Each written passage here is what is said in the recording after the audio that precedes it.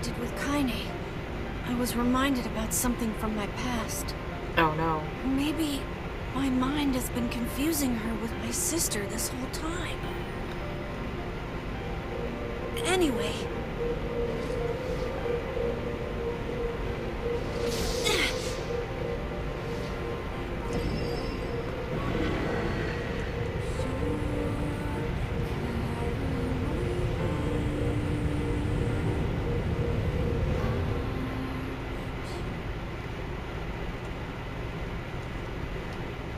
Kaine's dreams. Sound of the rain village. Filled rain. Okay. Do you want me to read? No, Sorry, I am my brain. Oh. You were just very quiet, so I didn't know if you were there. No, I'm here. The steep cliffs that surrounded the area magnified sound, causing an even the slightest drizzle to rattle like thunderstorm. Then wisps of smoke streamed from huts as the villagers huddled in their homes and waited out the rain. A single child, however, just a single child, however, had braved the downpour and was now wandering slowly toward the wooden hawk-shaped weather vane at the center of town.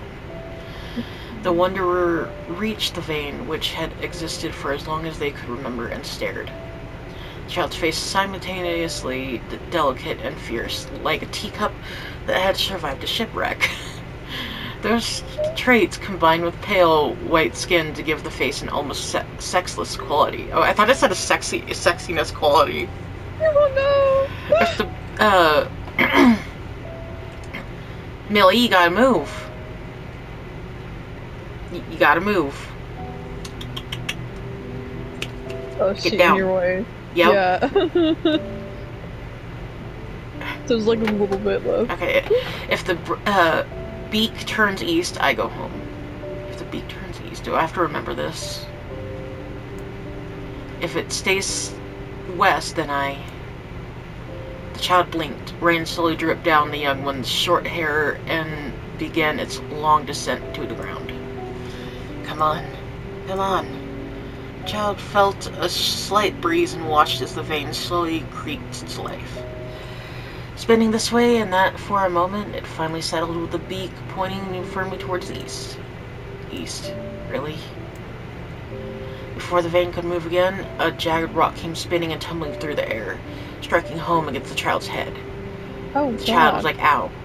The force of the blow dropped the child to the ground as hail of stones began to fall all around. Oh no, they found me. A heartbreaking smile crept across the child's face as the stones continued their assault. Through the rain, the sound of multiple footsteps grew louder before a voice rang out. Yuhu Kaine. The voice belonged to Daimo, worst of the bullies in the area. As Kaine struggled to stand, a final stone came skittering through the mud and bounced against her foot. Blood oozed from a cut above her eye and blurred her vision, but she could make out the shapes of Daimo and his usual gang of idiots. The voice seemed taken back for a moment by Kaine's seeming indifference to the blood dripping from her face, but quickly regained his bravado. What's up, freak? You like the rain? You like getting all wet? Or did you finally decide to run away from home? Though she knew it was futile, Kaine turned to leave. Before she could get more than a few steps, the other children scrambled to surround her, cruelty burning in their eyes. Kaine knew those were not the only eyes on her. The tormentor's parents watched them from the safety of their homes. She was attuned to the sensation. It was one she had experienced many times. While some villagers simply turned a blind eye to the actions of their children, many encouraged it openly. In a society ruled by superstition and fear, Kaine was something to be hated and, if possible, destroyed. I didn't say you could leave, freak. Daimo's words chewed at her like a worm through an apple. He can't hurt me. He can't hurt me, he's not real. Yeah. She lied to herself. Be strong, be brave. He can't hurt me. He can't hurt me. He can't hurt.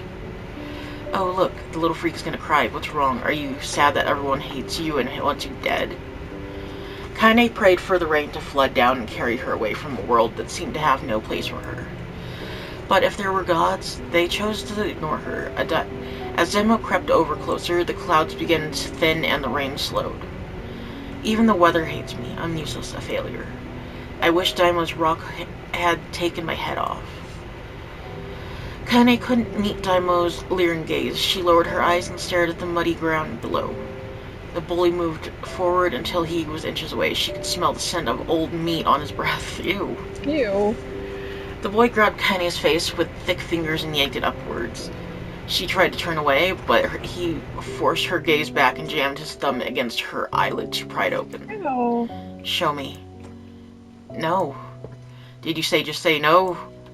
Daimo grinned evilly. You don't say no to me. No one says no to me. God, is he gonna rape her? Jesus. I know, that's why I'm getting the feeling. Not even taking his attention from Kaine, he called to his cohorts. Come on, guys, let's give the freak what she deserves. As soon as Daimo finished, kicks and blows began to rain down upon Kaine. Finished what? Daimo paused and, still grinning as Kaine curled into a ball and she tried to make the pain stop. I don't get you, freak. What you acting like a girl for, huh? Everyone knows what you really are. Kaine ignored the question, choosing instead to stare at the weather vane. It continued to point east, as if supremely confident about the future it had chosen for her. Go home? Yeah, that's a funny joke for someone with dead parents and no home to go to. Freak, chanted the children. Freak, freak, freak. Get freaky. Yeah, pretty much. Kaine closed her eyes and listened to the rain, waiting for the pain to start again. As the clutching hands of the village children closed around her, she bent her mind to the sound of the rain, letting it become her world entire. The rain fell, and it also felt, but the pain never came. Only when the laughter of the tormentors turned to terrified cries did she open a single blood-caked eye. Kaine was shocked to see Daimo sprawled on the ground, holding his head and screaming in pain. She could see blood welling from spaces between his fat, twisted fingers. Oh my god, he's crying. He's actually crying. Deprived of the leader, the other children glanced back and forth between themselves as if waiting for someone to step forward and take charge. When no savior emerged, they began an easy shuffle away from Kaine. But the young girl was the least of the concerns. Instead, their attention was wrapped on the ancient woman standing a few feet away. Oh, is that her grandma? After struggling for breath for a moment, she finally spoke in a thick voice with rage. Hurts like a bitch, don't it? Now I suggest you scatter before I throw another one. And if any of you little bastards ever touch Kaine again, I'll do far worse than throw a rock. You can count on it. The old woman crouched down and gently touched the hand Daimo was using to cover the wound. Before he could think to protest, she ground her palm into the wound and twisted back and forth. Ow, he screamed, leaping to his feet. Stop it, what are you doing? Quit whining, ain't no one ever died from a scratch. You hit me with a rock, you stupid bitch, a big one. That thing could have killed me. The old woman shrugged. Death is the best cure for stupid. Ooh. Yeah. Daimo's face twisted with rage at her words. Locking his eyes on Kaine, he took a step backward and spat on the ground. Get out, leave the village, no one wants you here either of you. Seeing the old woman grab another stone, Daimo and his companions turned tail and ran. As they fled, the old woman grabbed her side and barked out a single laugh. Ha, look at that fat boy go. Guess he's healthy enough to run from a fight. Mm-hmm. The woman's smile faded as she turned her attention to Kaine. Kneeling down, she removed her shawl and placed it around the young girl's shoulders, then produced a cloth from the folds of her dress and began blotting at the blood on her forehead. Oh, Kaine, she said, why didn't you fight back? You're stronger than that lot. The words of her grandmother stung Kaine, and she turned away. Go ahead. Just read it. Oh, you want me to read it? Okay. Yeah, you can be Kaine. Don't be nice to me. She said, I don't deserve it. Nothing matters anymore.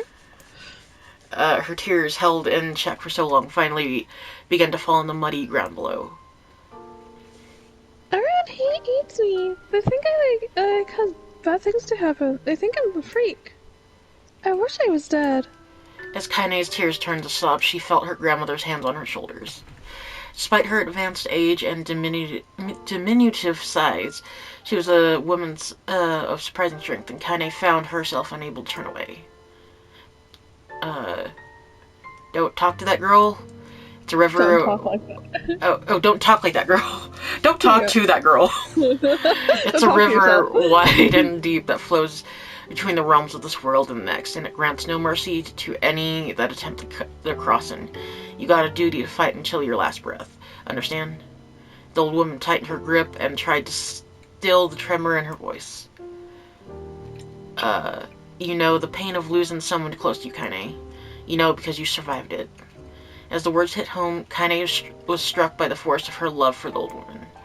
As a young child, she didn't even know of her grandmother, but when her parents died, the woman quickly accepted her as her own.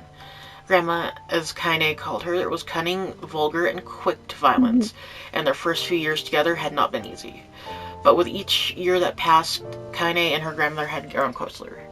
However, if it was only now, sitting in the mud with tears and blood caked on her face, that Kaine truly understood the depths of her affection. Here was a woman who had seen hard times, who had seen death, who had fought through all these things, and somehow emerged on the other side. If anyone could understand Kaine's pain and loneliness, it was her. Do I make you sick, Grandma? Of course. Yes. No. Don't be an ass. Kaine drew her grandmother's moth-eaten shawl around her body and shuddered. But my body... It's not normal. You're just going through puberty. If it was normal, then Mom and Dad wouldn't... Hush, interrupted Grandma. I'll not hear another word of this nonsense. You're my granddaughter and I love you, if folks have a problem with that, they can just go to hell. I'll break you some cookies. With that, the old woman reached out and placed a wreath of dried flowers in Kaine's hair. The skill it took to bend the flowers without breaking the stems or losing a single petal was remarkable, and the beauty of it made Kaine want to cry all over again. Oh my gosh, these are lunar tears. Grandma, you made this for me? Lunar tears were legendary flowers. Most people could live their entire lives without ever seeing one. I grew one. And yet her grandmother had somehow collected a dozen or more. Kaine reached up and touched the wreath as if she couldn't believe it was real. Where did you find these? I just stumbled on them while I was out doing the shopping. The old woman turned away as she spoke, leading Kaine to suspect that the search had been more difficult than she was letting on. The pains she took to construct the ornament, let alone track down the flowers used in its construction, made Kaine's heart hurt. She had heartburn. She reached up and gently adjusted the wreath, admiring the way it felt between her fingers. Didn't quite turn out right, said her grandmother as she squinted at it. These old hands have trouble with delicate work, but it sure looks good on a pretty girl like you. Kaine blushed and turned away. You think I'm pretty? No. Of course you are. What a fool thing to say. Thank you, Grandma. Her grandmother smiled. We're going to be fine, you and me, she said. Long as we got each other, we'll be fine. Kaine took a cat in her hand. and the two of them struggled to their feet. As they began the long walk home, Kaine gripped the hand of her cat, as it might try to stop smoke from drifting away on the wind. The rain had stopped. Kaine stood beneath the weather vane, watching it spin in lazy circles, no longer caring about the direction it faced when a cat stopped meowing. The cat did not stop meowing. I don't need to escape. I have a home now. You can read that then. Okay, Grandma loves me, and that's enough. Even if it's us against the world. I can't. Kaine let her gaze drift up the vane and into the cloudy sky. Oh God, Luna. I know, I touched her and she screamed. The last faint hints of a rainbow were slowly fading. As she turned and headed for home, the light scattered into a million particles and vanished, seemingly taken away on the breeze. Daily life. Oh my god.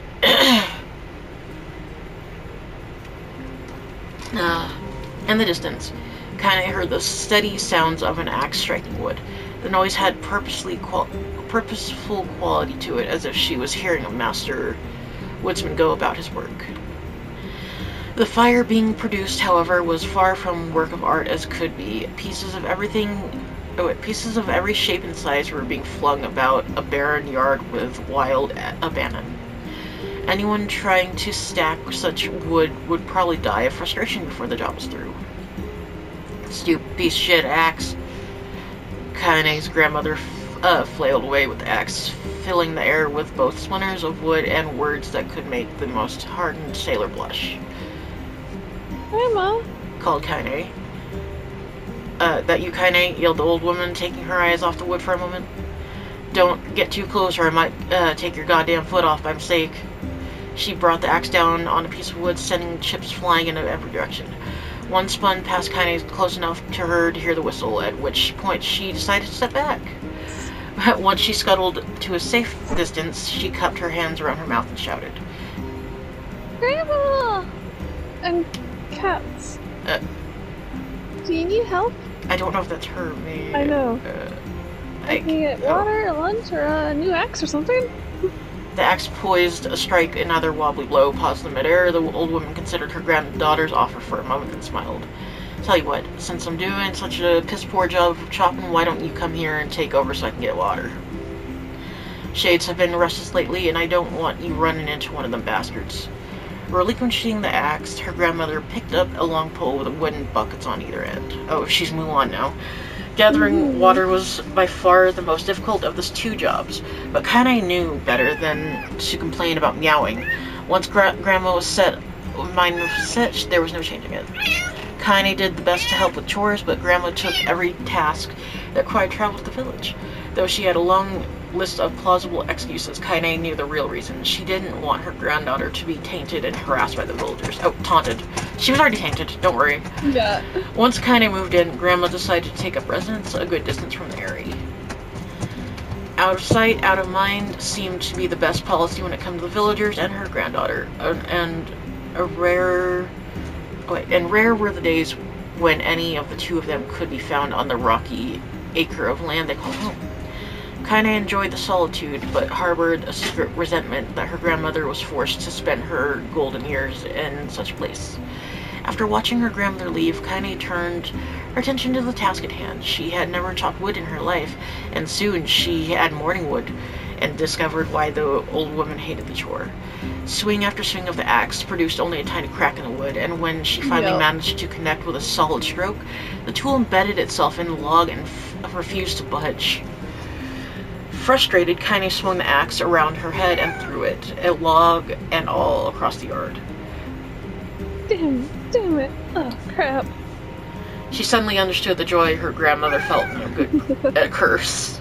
Yeah. Happier now, she picked up the axe, forced it from the wood, and resumed chopping. Is it really that hard? It is. Okay. The knots in one. Oh, okay. She had a natural skill with the blade, but the task was challenging, and blisters soon began to form on her small pink hands. This is tough. And the legs are all weird sizes. Logs. her legs are all weird. Spitting on her palms and ignoring the pain, Kaine redoubled her efforts.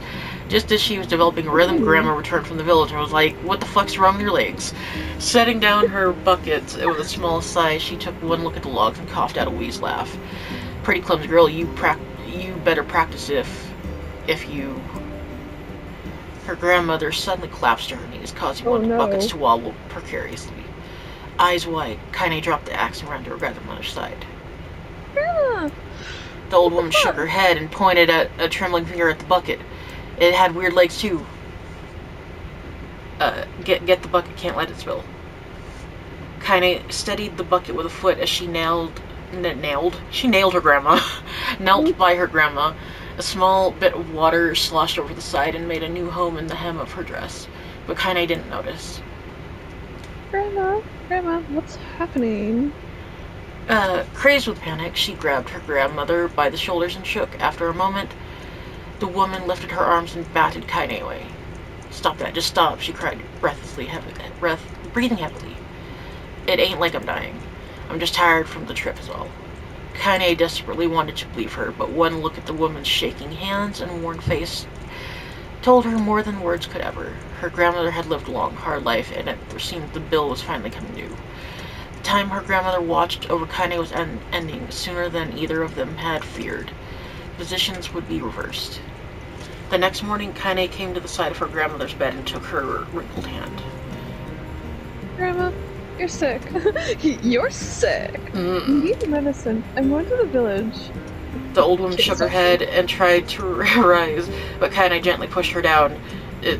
She pushed her down and spit on her. It's all right, she said. I'll be... oh. Yeah, I think that's... Oh, yeah. I'll be fine. I don't know if it is... I don't know. Her grandmother fixed her with a gaze that could melt steel. After what seemingly seemed an eternity, she finally lowered her eyes and sighed. Well, I don't like it, goddammit. But I guess I should quit being so stubborn and let you grow up. The old woman watched as Kaine strapped on her boots and made her way down the road to the village. She had boots once. Hours later, as an unseen sun made its way across the dark and rainy skies, she was still watching. Kaine moved at a brisk pace, checking her pockets every few minutes to make sure the money her grandmother gave her was still there. Every noise caused her to spin on her heels, making sure she wasn't stalked by a shade, or worse, Daimo and his gang. But she encountered neither tormentors nor shade. And Kaine finally found herself at the entrance of the village. The few adults she could see glanced sideways at her, and then muttered to each other behind raised hands before slinking away into the shadows. Her heart racing, Kaine took a series of rapid, shallow breaths and tried to calm herself. Sorry, my brain, I had to prove myself. I have to kill Grandma. You have to kelp her. You have to kill her. I have to kill her. I have to be strong. She chanted those words to herself over and over as she slowly made her way.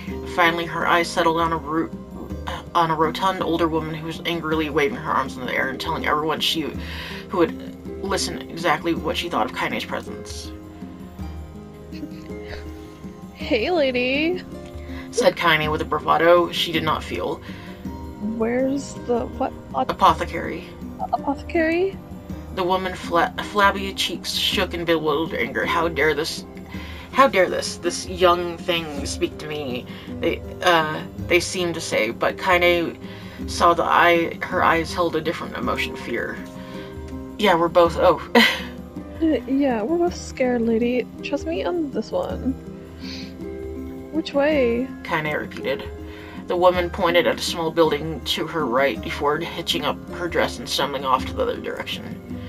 Kaine cringed, expecting a stone to come flying from the assembled crowd, but none came.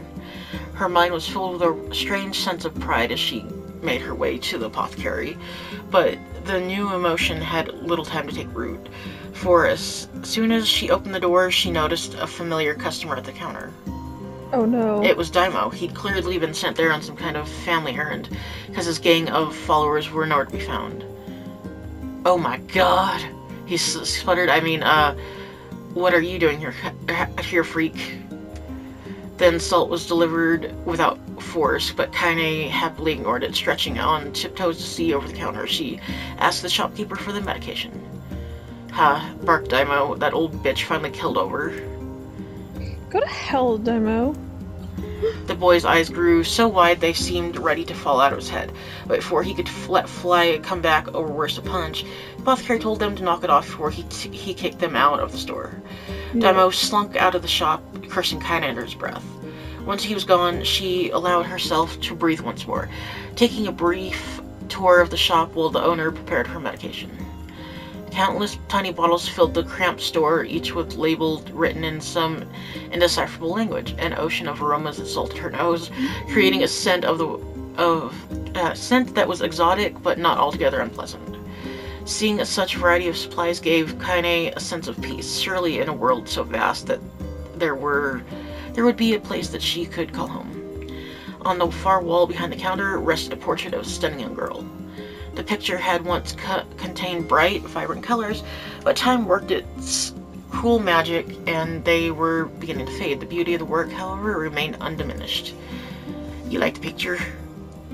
Kaine turned to find the apothecary with a small vial of medicine in his hand. His eyes were gentle but sad. and they seemed to stare through her and into nothing as he spoke. That's my daughter. I sketched it when she was just a little girl. She's been dead a long time now. Kinda didn't know how to respond. She just stared at the portrait and tried to come up with the right words. Pictures are wonderful things. Continue the shopkeeper, whatever. They look the closest to you live on forever. Yeah. I saw were the quotations, so yeah. Yeah. He shook his head slightly, then looked down at Kiney and smiled, handing her the medicine. He reached into his sizable green apron and produced a handful of old wax crayons. You should have these. There's no one left that I wish to draw. Kiney took an instinctive step back, causing the shopkeeper's face to darken. Yes, I've heard rumors, he said. I've heard the rumors about you, he said. Small village, and word travels quickly. Between you and me, I'm not sure which of them to believe, but I also don't think that they matter much. I know your grandmother, Collie, and I think the way she was driven out of this town is just deplorable. Grandma's name is Collie? Thought Kiney suddenly. She was still muffling this new fact in her mind as she reached out and gently took the crayons from the apothecary's hands. Your grandmother is an old friend of mine, he said as Kiney scooted away yet again, and I owe her much. I wager she would like it if you drew a picture of her. Yes, I think she would like that very much. Kiney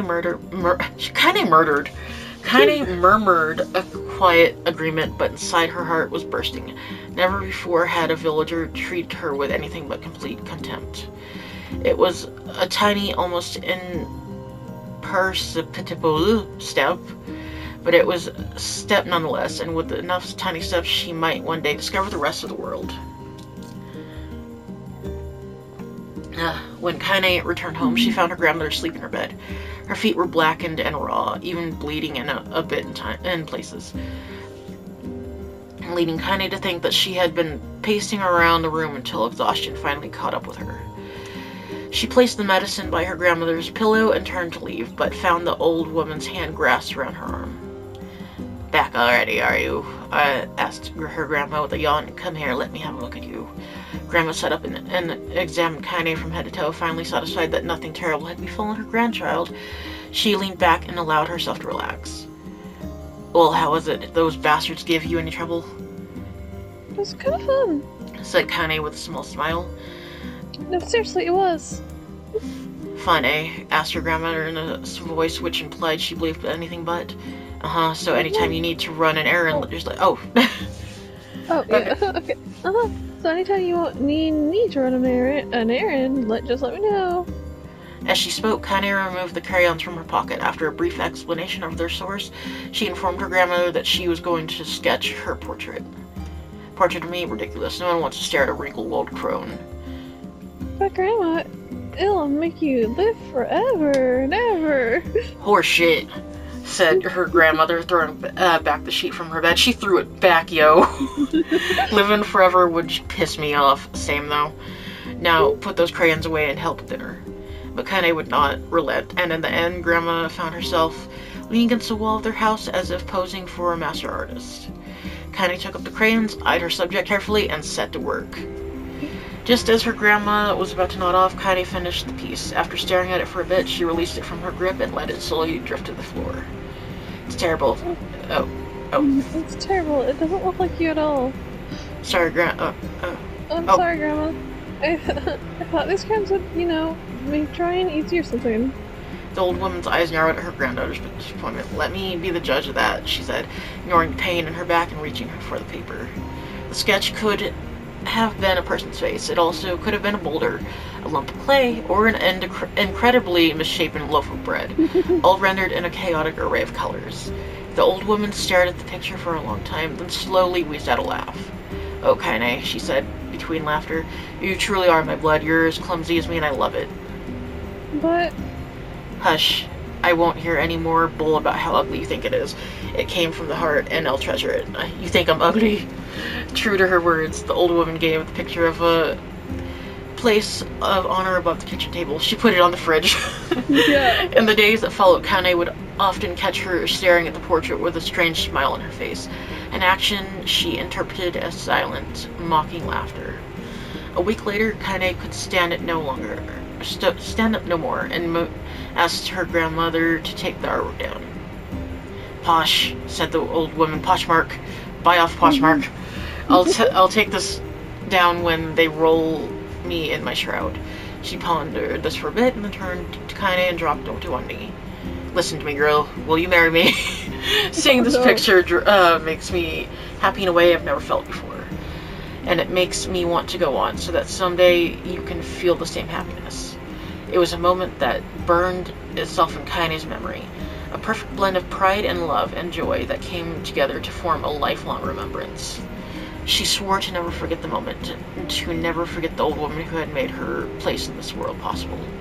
Time moves on. People and memories move... I think that's you. Time moves on. People and memories move in and out of life like ghosts passing through a hall. But, I guess you could read it. Yeah, but this moment will be different. Kaine swore because... So I'll remember it forever.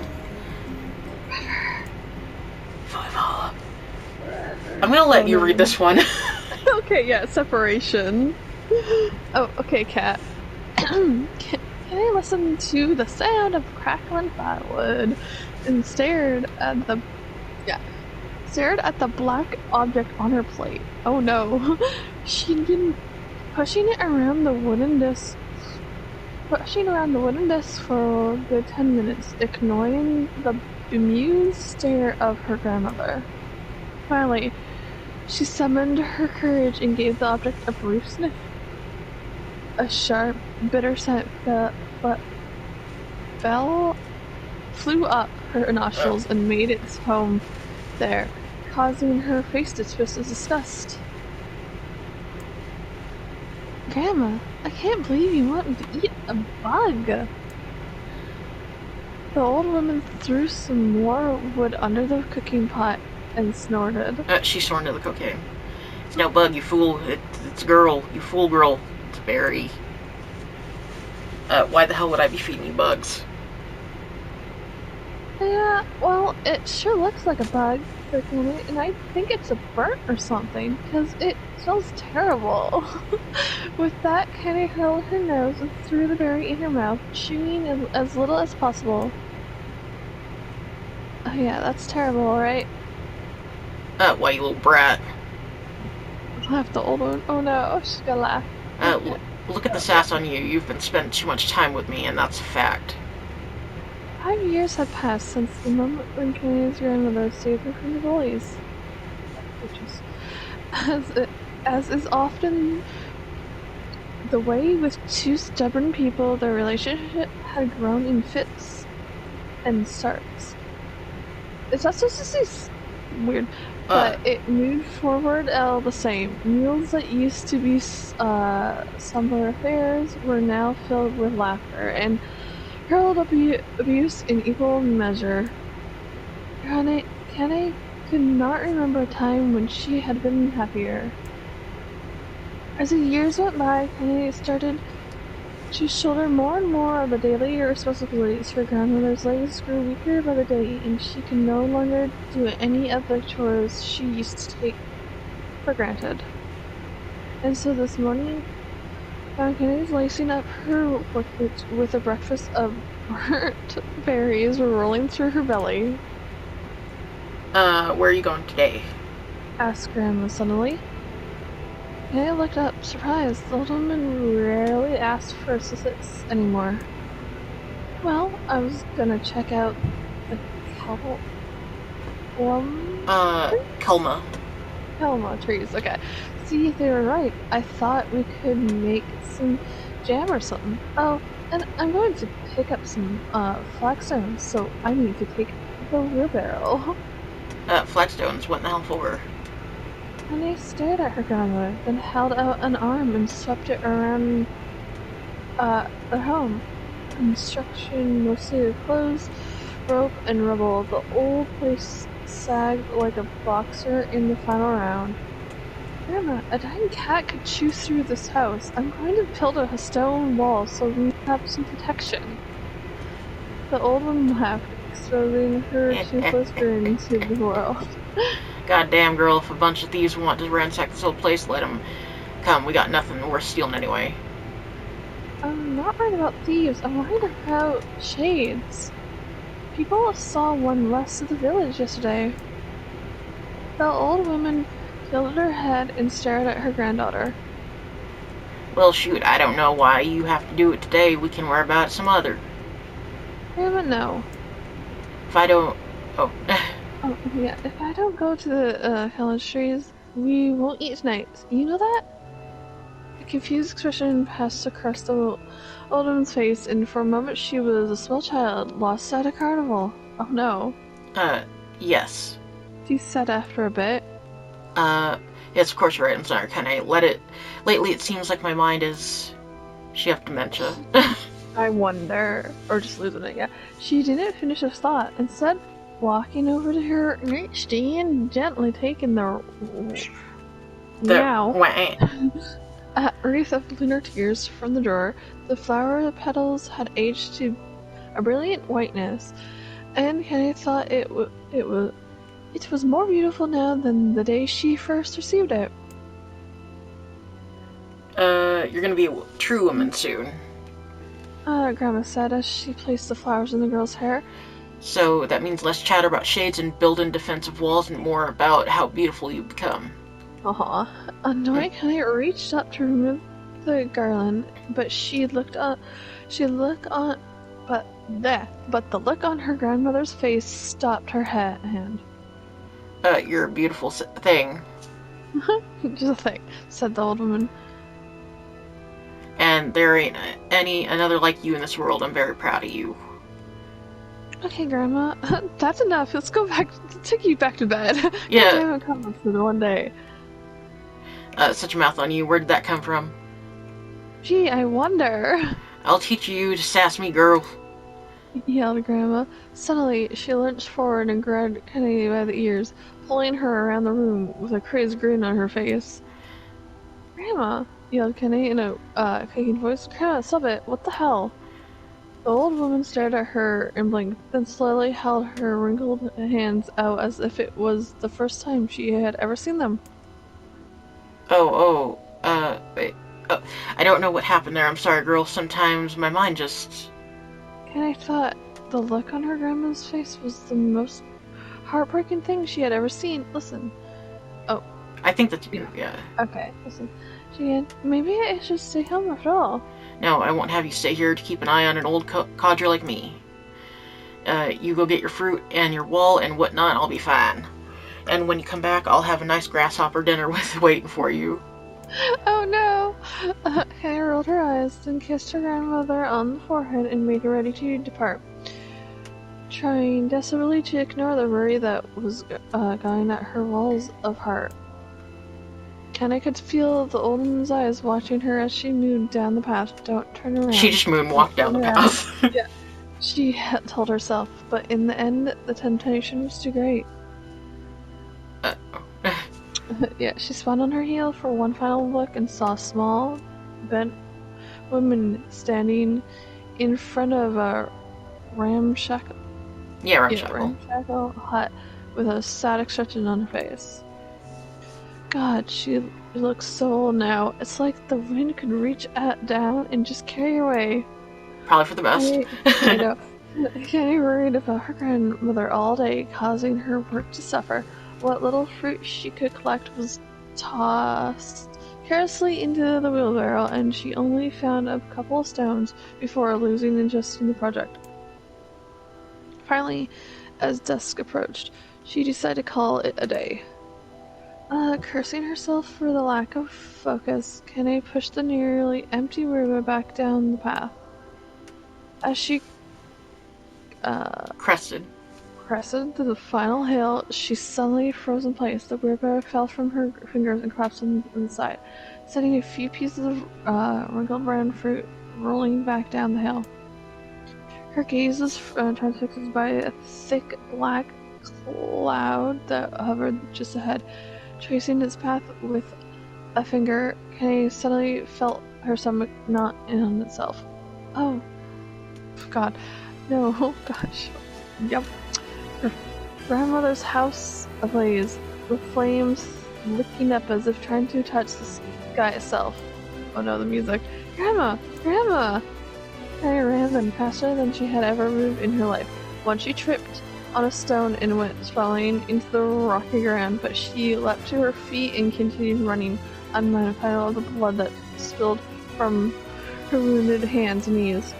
As she got closer and closer, Penny's mind began to race in time with her footfalls.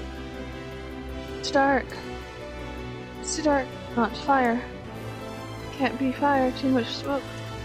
Gotta save her. Gotta save her. She burst into the front yard and came to a sudden halt. Her worst suspicion confirmed. The smoke from the fire was mingling with the thick, inky blackness of an enormous shade. God. The massive creature supported itself on 3 twisted feet. Oh God. Delicious. Achieved balance through means of a large, armored tail, scales, horns, and claws gathered from its body in a random, chaotic pattern, giving it the appearance of a lizard designed by some insane god or child. Seeing Kenny, it let out a roar and flicked its tail, sending small whirlwinds spinning around the yard.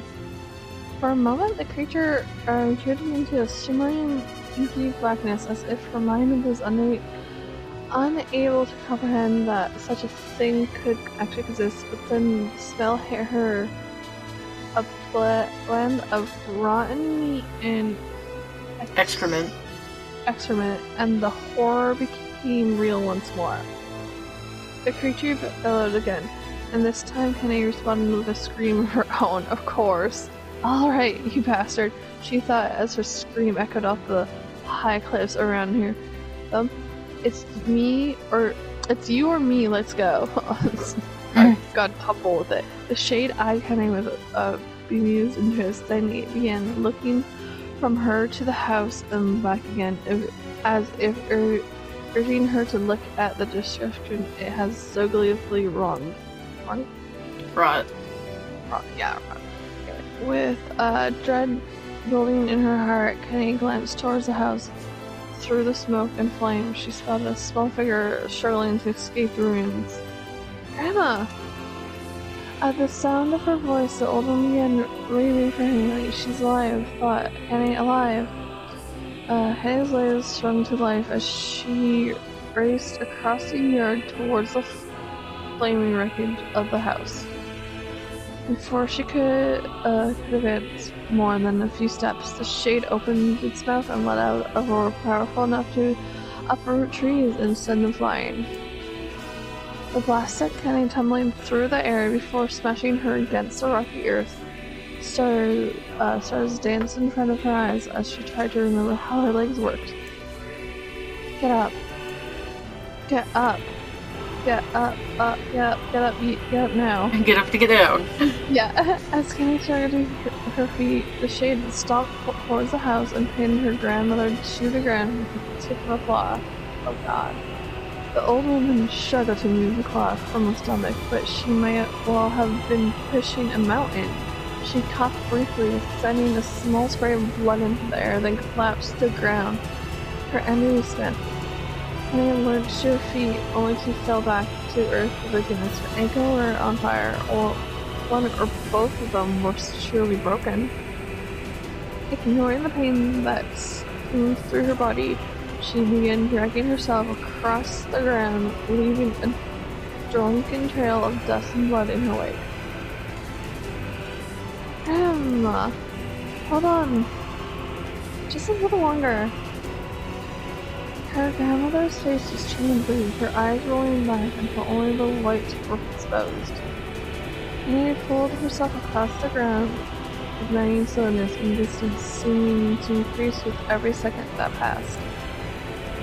The shade glanced between the two and flicked out its tongue, its giant mouth turning up at the corners. Short, panting breath belched from somewhere deep Belched. sorry. Belched. I mean, it might as well. Yeah. Bastard, laughing at us. She had no idea how such a mindless creature could experience emotion, but there could be no doubt the shade was taking joy in their suffering. Yeah, I see your plan. The shade moved its claws slightly, allowing Grandma to breathe again. It was clearly keeping her alive while she snuffed out her life and Kenny was close enough to touch her. I'm gonna kill this bastard.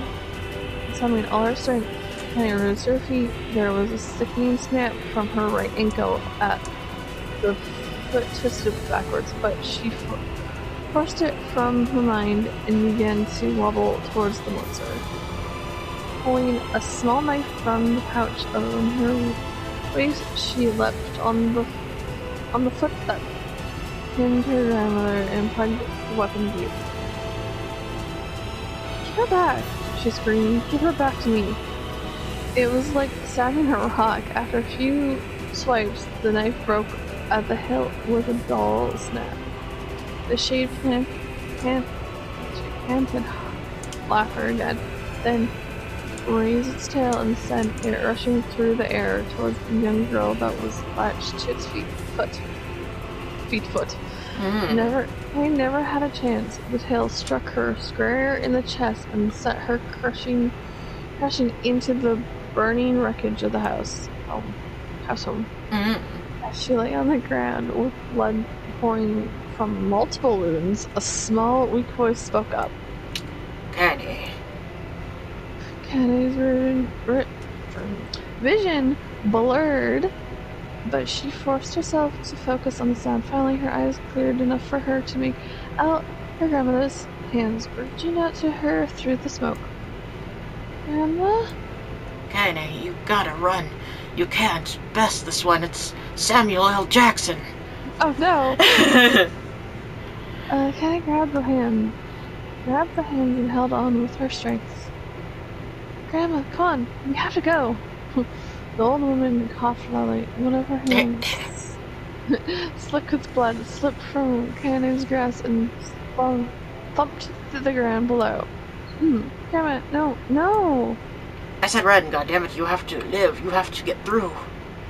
The thought would stay forever unfinished. Before she could say another word, the shade's clawed foot descended, smashing through the rings of the roof and down upon the shattered figure of the old woman. Blood oozed from gaps in the creature's toes as the terrible, weird smell assaulted Kenny's nose once again. She stared at the foot, dumbfounded, convinced that what she was seeing could not possibly be real. When the creature finally lifted its appendage, all that remained underneath was a twisted, unrecognizable mass of rubble and blood. Her grandmother was gone. Kenny blinked, trying to feel the hands which had been in her just a moment before. For a fleeting instant, she could remember the warmth of that embrace, the trembling of the fingers, but then the sensation drifted away on the breeze and was gone. Memories flashed through Kenny's mind, and one after the other, faster and faster until it became a mindless jangle of noise. Kenny screamed, then a thunderous sound that echoed off the cliffs and seemed to roll away forever. The shade eased forward, black ichor pouring from its mouth and dissolving into smoke on the ground below. The earth shook with every step as it crept towards its prey. Kenny's body slowly rose as if controlled by a mad puppet master. Her arms and legs were bent at impossible angles. Her head rolled dangerously to the side, yet somehow she managed to stand. Staring at the shade, her eyes began to glow with a deep red fire. The creature, so confident just moments before, took a slow, hesitant step backwards, trying to discern if this broken human could possibly pose a threat. Kenny seized the moment, laughing like a madwoman. She leapt into the air and plunged the shattered hilt of her knife deep into the leg of the shade. The shade shook Kenny off like a fly, sending her crashing to the earth once again. Her chest rose and fell slowly, as if a great weight were resting on it. Moist sounds of pain echoed through her mind. Something warm and thick oozed from her ears. That's blood. Is that blood? I think it is. I think I'm bleeding to death. No, can't die. Grandma told me to live. Deep inside Kenny's mind, something finally broke. The sound, the pain, the smoke, and flames, all of it faded until all that remained was the single incantation repeated over and over again. Kill it. Kill it. Kill it. Kill it. Kill it. Kill it. Kill it. Kill it. Gotta kill it. Kill it now. As the spark that was Kenny slowly began to flicker and die, she felt her desire to kill and her desire to live bled into one. The distance between heartbeats grew longer and longer and longer.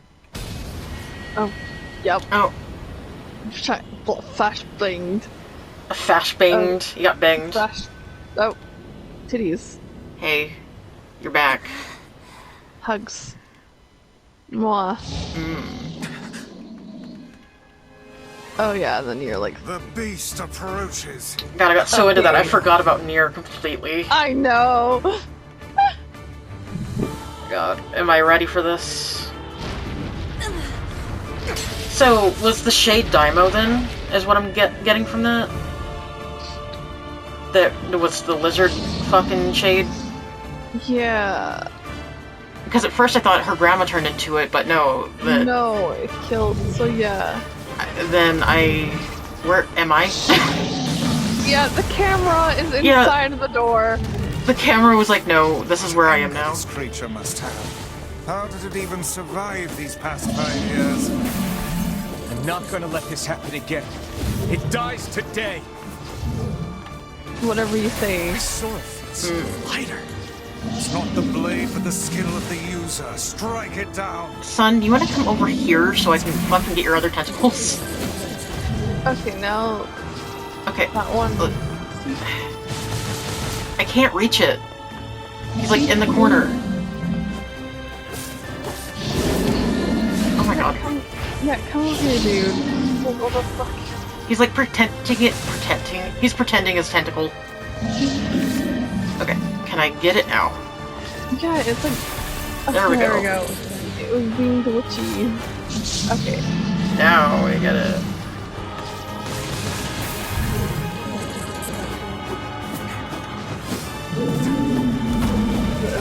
Oh, there. That was way faster than the first time. I mean, it did keep my levels. It did. From the, ending. From the ending, yeah. Okay, that makes sense. That's why it's easier. Yep. Choke him. He's like, choke me, daddy.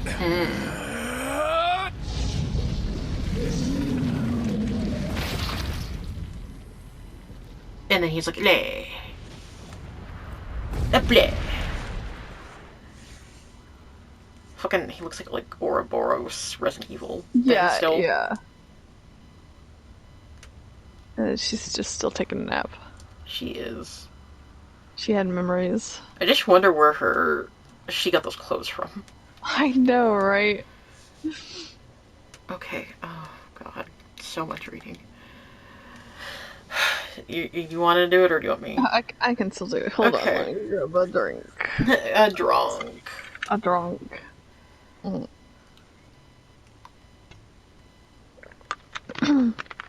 Oh, gently. Weakly. Softly. The shade, sure that its tormentor was dead, turned and stomped off towards the horizon, stopping along the way to blow one final roar. Couldn't kill it. Shane beyond imagination? Imagination, you mean? Imagining, yes.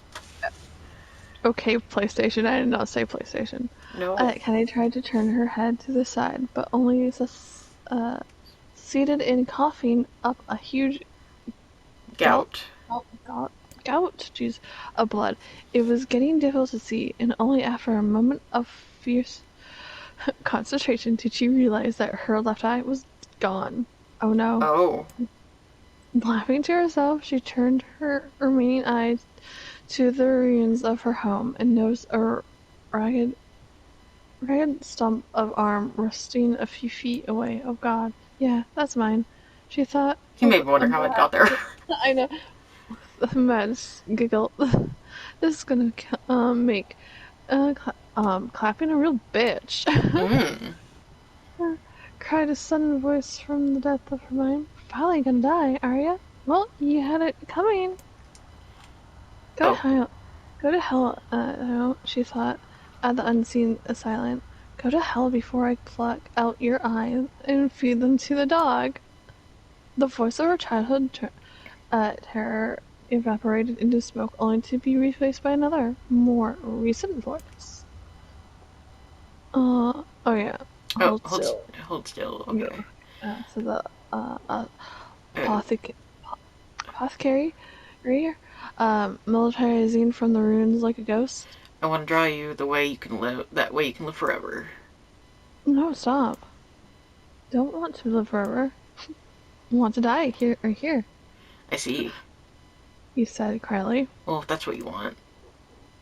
The secular shopkeeper fluttered in and out of existence for a moment, then produced a piece of paper and sketched quietly. After a few seconds, he turned the page to Kenny and smiled.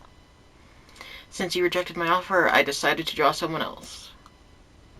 It was a picture of her grandmother, real as life.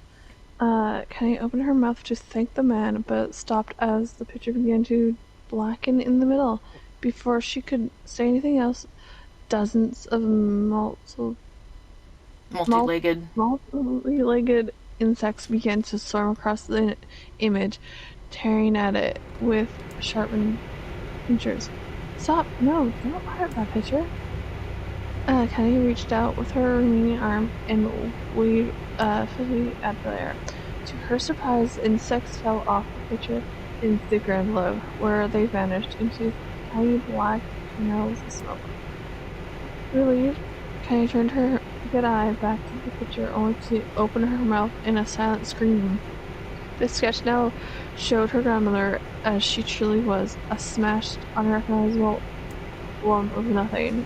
But Apothecary smiled and then broke into a jolly dance. Oh no! Oh, is he Irish? I know! See that? He's leprechaun now. He cried as he danced with his jig. It's perfect now. She looks just like you. Ha ha ha ha ha ha ha ha. I look like that? Oh god, I'm gonna die. I'm gonna die. Drowning in despair, Kenny laid her head back in the mud and smoke of her ruined house and waited for the end to come. But just before she let everything go, an unfamiliar voice began between her ear. Ain't you got a wish, sunshine? The force was brutal and fierce at the same time. It was as if insanity had somehow found a way to take form. Kenny wanted to scream as the voice crawled under her skin, but her lungs refused to work. A wish, like a prayer or something? Why don't you get on your knees and start praying to heaven? Please, invisible man of the sky, save me! Yeah. Okay, finally resorted to shouting at their voice with her mind. I don't make wishes. They don't come true for me. I'm a curse, a freak. I should be left to dead. Yep. The other voice boomed in her ears. Oh god, you are the best. Kenny glanced down and saw a black, shiny something oozing from her legs. She tried to brush it away, but her remaining arm would no longer respond. The substance slowly crept around her feet and then began moving up towards the rest of the body. Is this death? Is this what it's like? Or is my mind just losing itself? Probably both. She could feel the Slime Shady. moving upward.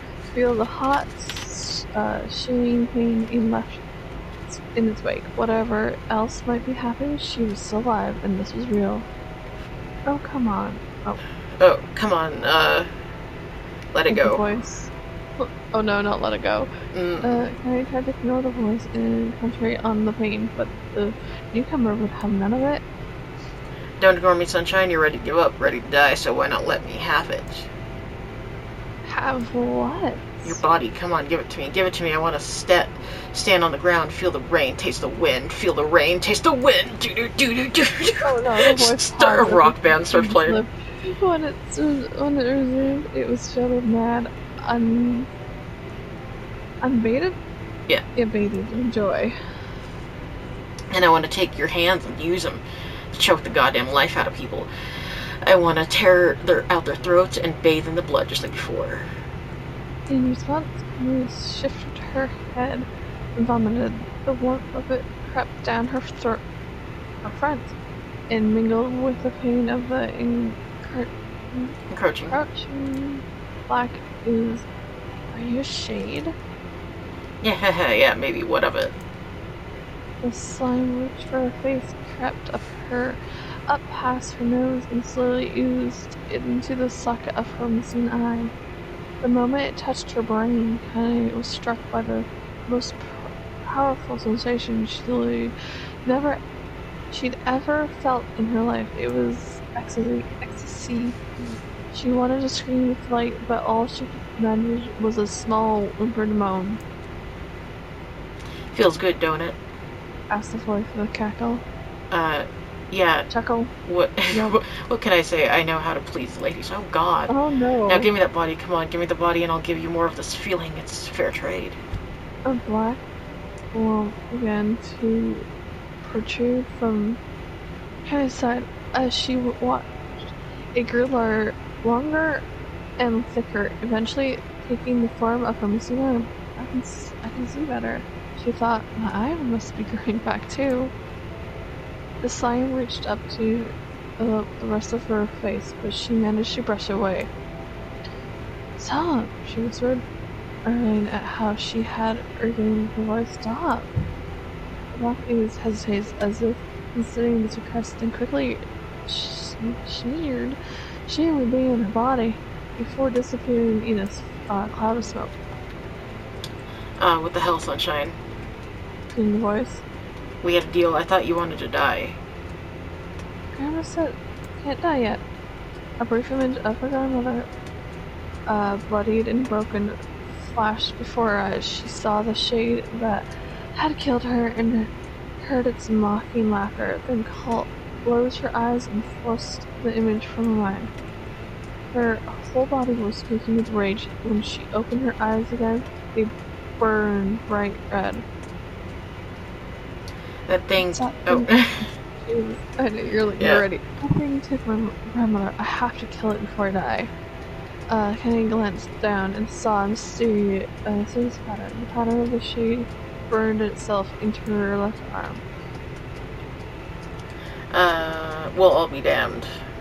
Said the voice cheerfully. Look at that, Sunshine. I think you and me are gonna be good friends now. Kenny stared intently at her arm. The more emotional she felt, the more the letters seemed ready to protrude her skin. Under her skin. Infecting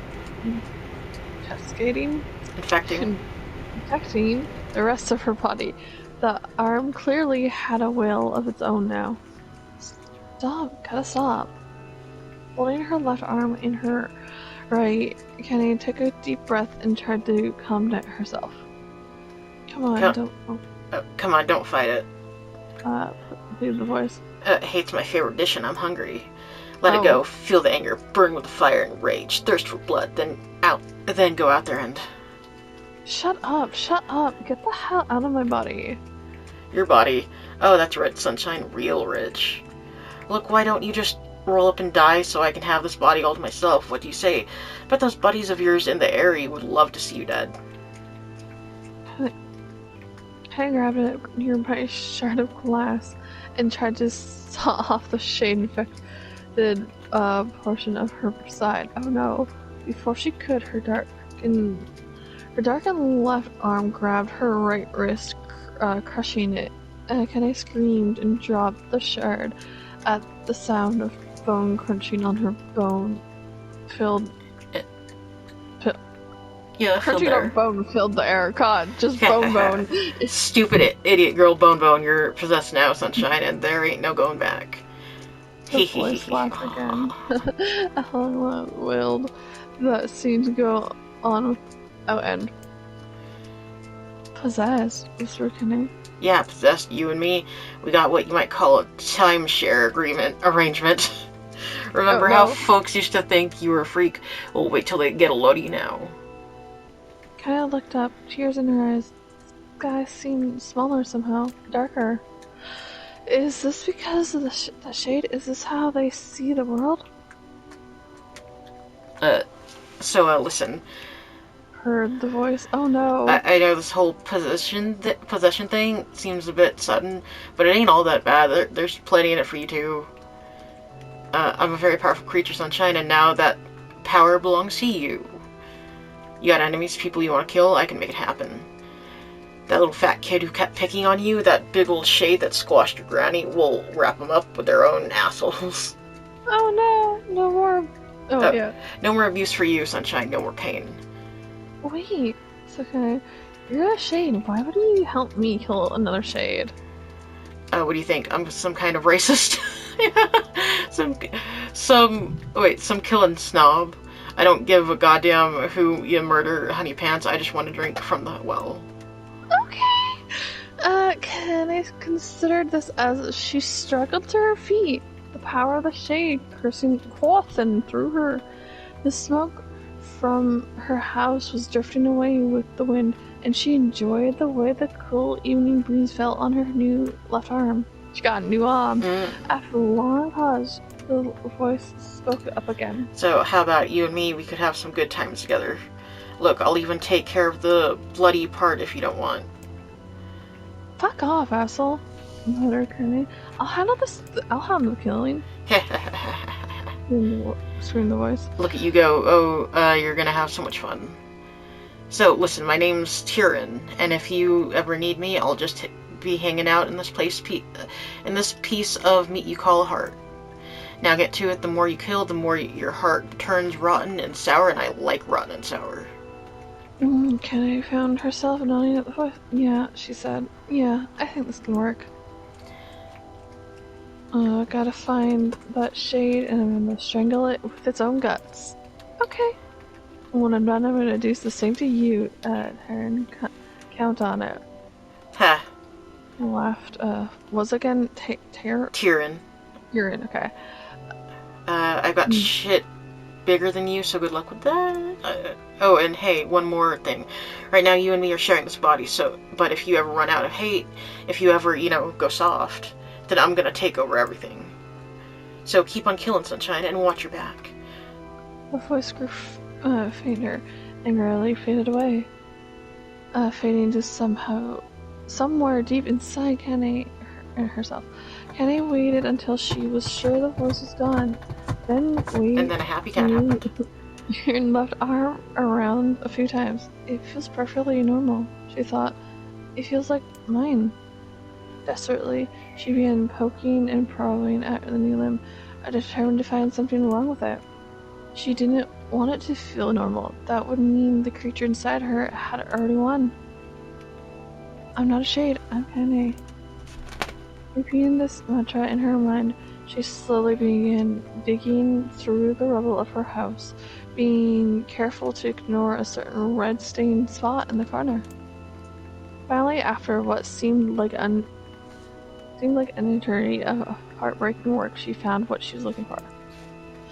It was the wreath of lunar tears. Though it had been through hell and back, the garland's petals were as bright as ever. Kenai started to place it in her hair, and slowly lowered the wreath and stared at it. I'm sorry, Grandma. I'm so sorry. But I don't deserve to wear this anymore. I am possessed, corrupt, a freak.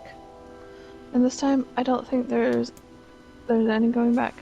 Holding the flowers to her heart, Henny fell to the ground and sobbed. As night gradually lightened to dawn, the people there rose to their daily lives. She remained in this position as if tears could somehow wash away the horror that now infected her world. Alive! Stay alive! Stay alive! Stay alive! Grandma. Oh no, not the grandma. Kaine, you gotta live! You gotta come back to us! Oh god, so white. Mm-hmm. And then they were like, what the fuck? Stop dreaming. Oh, Hey.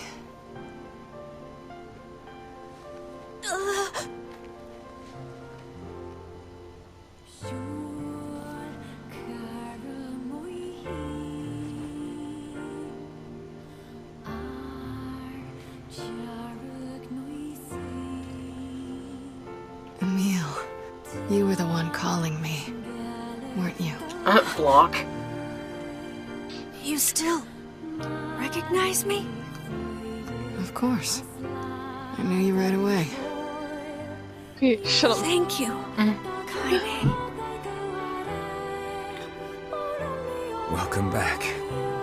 He blushes. Wow, you grew up. So, how long has it been? 5 years.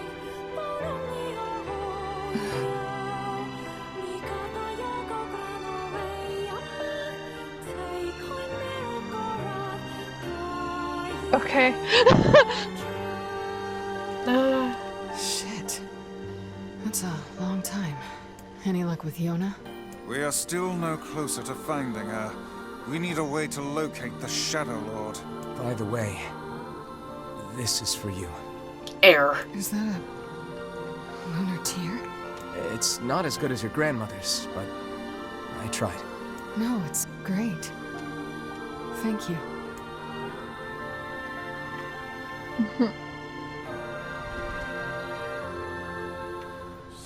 Kaine waking from her long, petrified sleep. Emil's unflagging kindness. Our reunion was a happy one, and we let it wash over us like rain. That is, until Devila and Popola had to go and ruin it all. With them scheming. Mm-hmm. Hey, bitches. Are you kidding me? You can't be serious. And then Ichigo's also not happy about it. Understand. I'm trying to get People a are drink and he's tired and behind scared me. I squished him. I'm Oh my sorry. god. I'm sorry you have to bear the brunt of that. This is crap, and you know it. It's okay. We can sleep outside. Like the dogs No you one's are. sleeping Yeah. outside. You and Kaine saved this village, and now they want to run you out? People are afraid of us. And really, I understand. I mean, look at me. Yeah, you're a As floating long as skeleton. you're still with us, I can deal with it. Right, Kaine? I'm used to sleeping outside. It's okay. If you turned into a We'll see floating you skeleton, later. you could sleep in my bed with Yes. Sorry about Of this. course, thank you. me.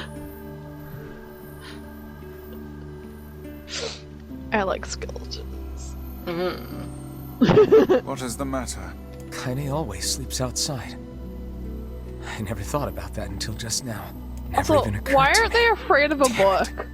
Yeah, We should turn in. a floating book that talks. I know. Like, fucking double standards. Mm-hmm.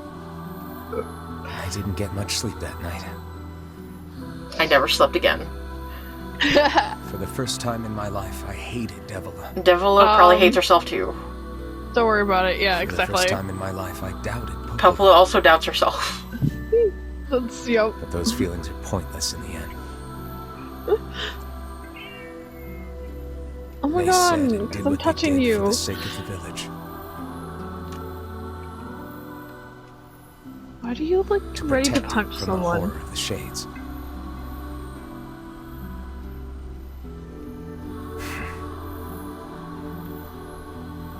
Can you Really, not how can I blame scream? I need Devila to and turn off the Popola? light. In the end, I'm just as bad.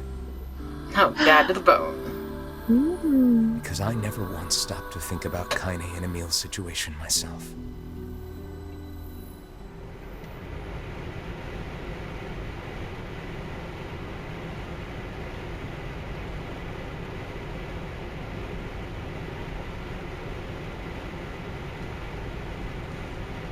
Oh. New scene.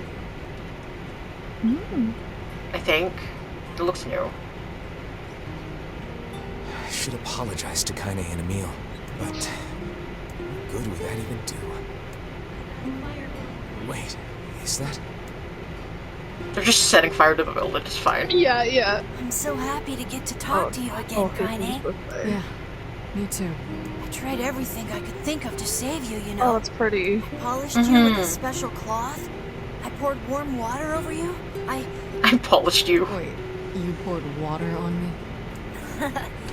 Yeah, but it didn't really do much except make you all shiny. Hey, Emil. Thanks for saving me. I guess That's you noticed cute. how I look different now. I'm sorry, Emil. I'm sorry for all of it. Well, I mean, this new form isn't all bad, you know? At least I can look at you when we talk, right? Hey, so why don't you tell me something about yourself? I'm not very interested. Sorry. Come on, I just want to know you better. Please? Fine. This all happened when I was a kid. Before the whole shade possession thing. My body is different. And when the villagers found out about it, they started treating me like a freak. But one person, my grandmother, accepted me just as I was, no matter how bad things got. She gave me the strength to keep going. She's really special to you, huh? Yeah. Oh, hey! That gives me an idea. Since we cured your petrification, we should start looking for a way to cure your possession in my body. I know we can do it if we all work together. Heck, it'll probably be super easy. Let me guess. Super easy lemon squeezy. Water. Okay. Can Or we just warm forget water. I told you about that? Cute. I don't want to ruin their date. No, exactly. Bonding.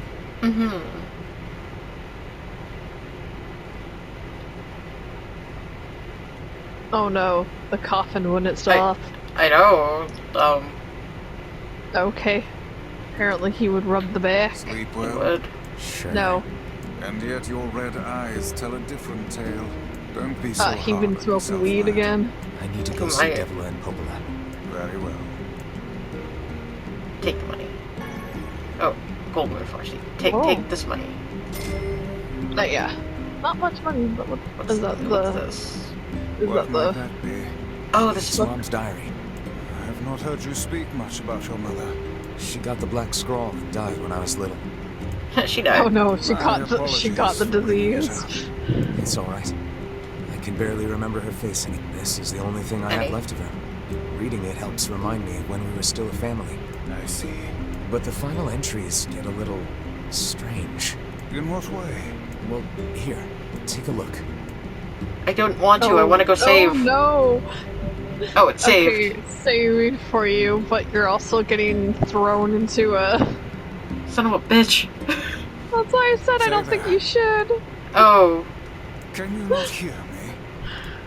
you didn't say it quick enough. I know, because I was like, that's the book, and then... Oh, hey, I'm Daddy NieR Why are now. you standing about like a slack-jawed ninny? Sorry. Felt like I was dreaming or something. Sleeping Oh, on no, one's feet he's is older. quite the talent I'm concerned. indeed. Yes. Come now, there's the door. He has Right. titties. Let's go. Beyond this point, you will be unable to save until the battle's over. Do you want? No.